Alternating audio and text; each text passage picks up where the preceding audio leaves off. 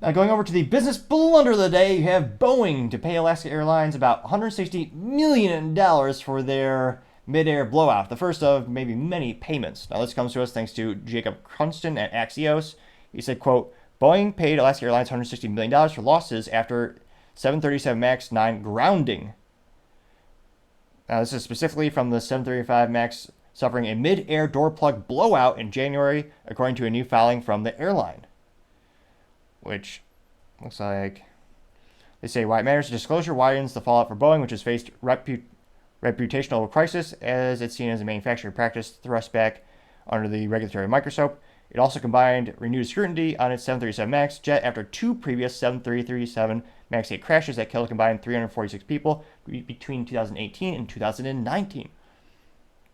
Now, when it comes to how was Alaska Airlines directly fiscally impacted, they were noted that, quote, as a result of the flight 1282 accident and the Boeing 737 MAX 9 MAX groundings, we've lost approximately $160 million in Q1 pre-tax profit, primarily comprising lost revenues, costs due to irregular operations, and costs to restore our fleet to operating service, unquote, as, again, a quote from the airline. They do say, quote, let's see, as we have received the initial compensation from Boeing to address the financial issues, as part of the compensation, Boeing paid the air group approximately $160 million in cash during the first quarter.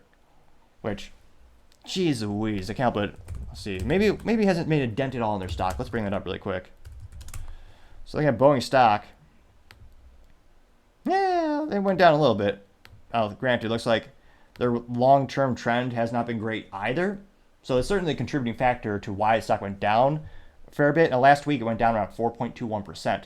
Now that being said, zoom out a little bit. In the past month, it's down 8.52%. And again, it's trading about $180 per share with no dividend yield. So they only give you a dividend or incentive to hold the stock if you're to purchase it. But another topic for another time, perhaps. The 1 month trend is down 8.52%. Past 6 months is down 1%. Year to date, the stock is down 26.91%, which is also known as terrible. You have the past 1 year is down 12%. In the past 5 years, which is almost inconceivably bad, it's down 53.1%. In fact, in the past 5 years. Now, I know public school test scores are at all-time low. I mean, the ACT scores at 32-year low. So do a little bit of fun math here today. That means they've lost a little bit more than half of their value, with the market cap currently being $112 billion. Now, of course, you look at the MAX stock throughout past decades, they're still up, of course, by about 3,000%. Partially because it looks like the first trading point that I can see on this graph is $5.40 per share in 1984. So again, they've grown quite a bit exponentially, but I mean, 5 years the stock is down 50%, technically 53.1%, but who's counting? And again, they are getting a new CEO because the last one was previously ousted for his myriad of business ineptitudes, and you could also argue moral ineptitudes for allowing so many bad things to happen. I hope they change their hiring practice policies and they do a revamp of their safety whole regiment.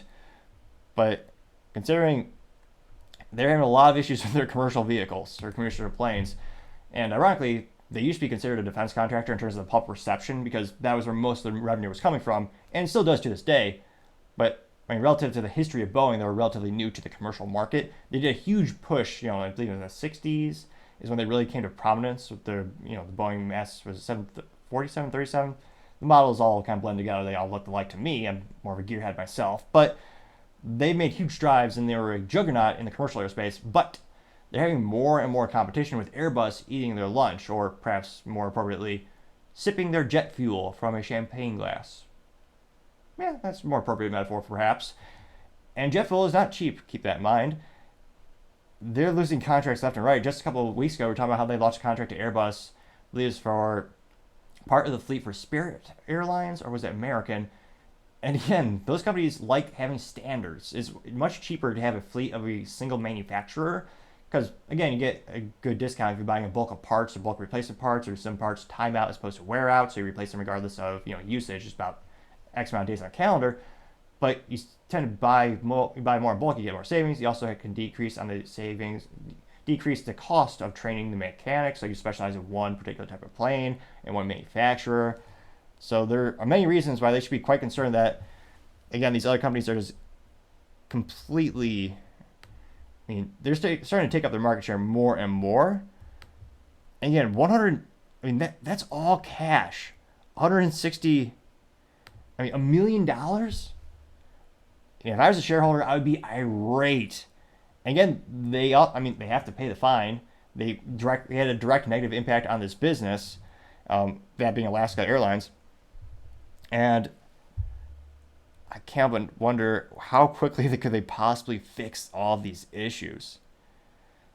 And they're also going to blame. It looks like they might even file a lawsuit for reputational damages as well.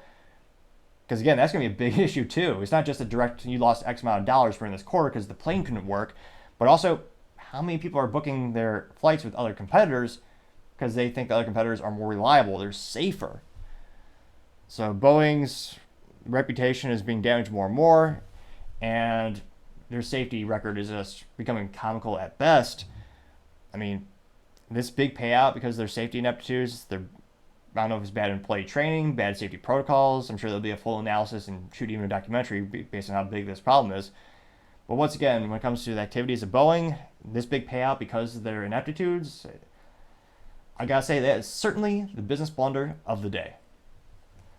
Thank you everyone for taking the time to tune in today. Again, we're trying to get to 4,000 subscribers by the end of the month, so if you could click that button, I would greatly appreciate it. Also, leaving a thumbs up, a thumbs down, or a comment is a great way to give me some additional feedback, letting me know how I can make the show better and better. Sharing the video is also a great way to help with the natural Rumble and YouTube algorithms.